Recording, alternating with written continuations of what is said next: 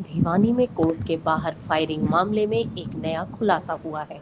STF व Bhiwani police द्वारा 3 और कुख्यात बदमाशों की गिरफ्तारी के बाद पता चला है कि इसके पीछे एक बड़ी गैंग है, जिसके तार विदेशों से जुड़े हुए हैं। वहीं यह भी खुलासा हुआ है कि उस दिन टारगेट पर कोई और था तथा निशाने पर गलती से लवजीत आ गया। यहाँ यह भी बता दें कि आपको कि 4 सितंबर को भिवानी कोर्ट व वकीलों के चैम्बर्स के बीच चाय के खोखे के पास दिन दहाड़े ताबड़तोड़ गोलियां चली थी, जिसमें वहां मौजूद रोहतक जिला के मोखरा गांव निवासी लवजीत गोली लगने से घायल हो गया था। इस पर कार्यवाही करते हुए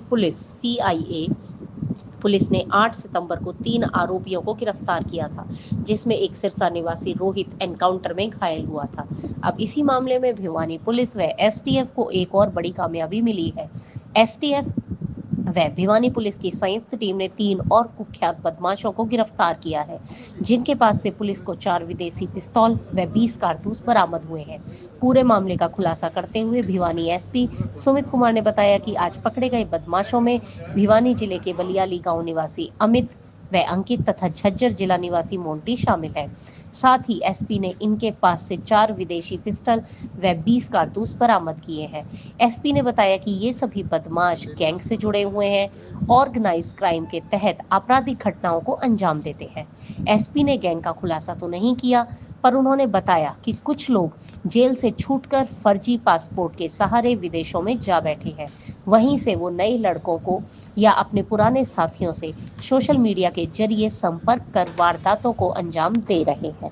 भिवानी से डेली अपडेट HRY की तरफ से खास खबर। सितंबर को जो भिवानी में कोर्ट परिसर के अंदर एडवोकेट्स के चैम्बर के पास एक व्यक्ति के ऊपर जानलेवा हमला हुआ था, उस मुकदमे में पुलिस के द्वारा अभी तक 3 अभियुक्तों को गिरफ्तार किया जा चुका है, जिसमें से एक अभियुक्त जिसका जो कि सिरसा का रहने वाला था रोहित, उसके साथ पुलिस मुठभेड़ भी हुई थी और पुलिस मुठभेड़ के बाद उसको गिरफ्तार किया गया था। उसी मुकदमे आगे कार्रवाई करते हुए ये जो सारा गैंग है, इस गैंग को खंगालने के लिए डीजीपी हरियाणा द्वारा एसटीएफ हरियाणा पुलिस और भिवानी पुलिस के द्वारा संयुक्त टीमें का गठन किया गया और उन्हीं टीमों के इस गैंग के पीछे कार्रवाई करते हुए आज एक बड़ी सफलता प्राप्त की है।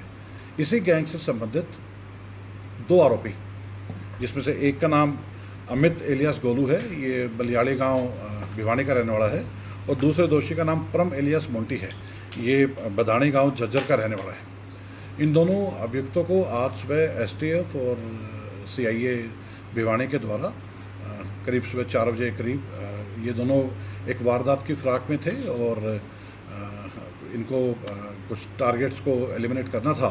उससे पहले ही पुलिस को सूचना मिली और एसटीएफ के साथ ज्वाइंट ऑपरेशन करते हुए इन दोनों व्यक्तियों को गिरफ्तार किया गया और इनके पास से 4 विदेशी पिस्तौल बरामद हुई हैं, जिसमें से 3 वेपन जो कि फॉरेन मेड हैं और 9 mm कैलिबर के हैं और एक वेपन 30 कैलिबर का है, इनसे बरामद हुआ है और इनके पास से करीब 20 कारतूस अभी तक पुलिस के द्वारा बरामद किए जा चुके हैं।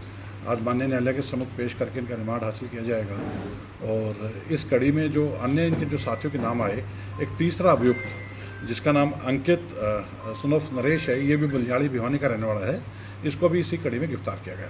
तो कुल मिला के आज कोर्ट फायरिंग वाले केस में जितने भी दोषी जो इनके गैंग के प्रत्यक्ष अप्रत्यक्ष रूप से साथी हैं, उन पे कार्रवाई करते हुए 3 अभियुक्तों को गिरफ्तार किया गया है और उनसे ये भारी मात्रा में वेपन्स बरामद किए गए हैं। मैं इसमें फर्दर आपको बताना चाहूँगा, ये जैसे कि हमें आइडिया है कि ये एक ऑर्गेनाइज क्राइम के तहत एक्टिविटी कर रहे हैं, कोई इनको फाइनेंस भी करता है, कोई इनको वेपन्स भी प्रोवाइड करवा रहा है। तो कुछ एक ऐसे लोग हैं जो खुद भगोड़े बन के छुप के दुबक के डर के भागे हुए हैं देश से, और वो यहाँ पे नए लड़कों को जो किसी तरह से भी बरगला के, चाहे सोशल मीडिया के माध्यम से उनसे संपर्क करके या पहले कभी भी इनके किसी भी केस में ये पुराने इनके साथी रहे हुए हैं, इनको फर्दर टास्क असाइन करते हैं। तो उसी कड़ी में जिन लड़कों की पास इन वारदात में शूटर की भूमिका अदा करनी थी, उनको पैसे पहुंचाने का काम था। ऐसे 2 लड़कों को और पुलिस के द्वारा आइडेंटिफाई किया गया है और उनको भी पुलिस के द्वारा भी पूछताछ के लिए हिरासत में लिया गया है। उनके माननीय न्यायालय के सम्मुख पेश करने के उपरांत उनसे जो और आगे तथ्य हैं वो निकाले जाएंगे। तो ना केवल जो लोग उस दिन कोर्ट परिसर की घटना में डायरेक्टली इन्वॉल्व थे। इनको जिसने भी जिस तरह से सपोर्ट किया, चाहे किसी ने इनको पैसे पहुंचाए या किसी ने इनको वेपन्स पहुंचाए या इनको किसी ने डायरेक्शंस दी, उस सभी के सभी गैंग के लोग अब पुलिस के रडार पे हैं। और अभी तक जैसे मैंने बताया कि 6 आदमी अभी तक अरेस्ट हो चुके हैं और 2 और फर्दर को हमने पुलिस हिरासत में ले लिया है। तो जितने भी इनके गैंग के साथी होंगे सबको ना केवल अरेस्ट किया जाएगा बल्कि इनकी पूरी पैरवी की जाएगी, इनको सख्त से सख्त सजा मानने न्यायालय से दिलवाई जा सके। सर, वजह क्या थी इस पूरी घटना के पीछे, और जो टारगेट था वो लवजीत ही था या फिर एक चर्चा चली थी कि अंगोछा बदलने के कारण किसी दूसरे को टारगेट? देखिए, अंगोछा वाली घटना की तो मैं कोई पुष्टि नहीं करता क्योंकि दोनों ने अंगोछा पहना हुआ था। लेकिन ये जरूर है कि जिस व्यक्ति को गोली लगी है, अब तक की पूछताछ से ये तथ्य सामने आए हैं वो इनका इमीडिएट टारगेट नहीं था। जो व्यक्ति टारगेट था वो साथ बैठा हुआ था, उसका वो भिवानी जिले का रहने वाला है। ठीक है, मैं सुरक्षा की दृष्टि से उसका नाम ओपन नहीं कर रहा, लेकिन टारगेट लवजीत नहीं था और उसकी भी क्रिमिनल बैकग्राउंड है। जो आज ये लड़के अरेस्ट किए गए हैं, इसमें से जो लड़का अमित एलियस भोलू है, इसके खिलाफ पहले भी 4 मुकदमे दर्ज हैं, जिसमें ये अलग टाइम पे बेल पे है इस टाइम और जुडिशियल जेल रह के आ चुका है। जो दूसरा लड़का अंकित सन ऑफ नरेश, ये भी बलियाली गांव का है, इसके खिलाफ भी एक आर्म्स एक्ट के तहत पहले मुकदमा रह चुका है। नहीं, जो आज की घटना है ये लोग उस दिन मौके पे मौजूद नहीं थे, ये उस गैंग के सदस्य हैं और इनसे हथियार बरामद हुए थे। ये किसी नए टास्क के लिए जा रहे थे, इनको कोई नया टारगेट दिया गया था, लेकिन उससे पहले पुलिस को सूचना मिल गई थी तो हमने इनको गिरफ्तार कर लिया है।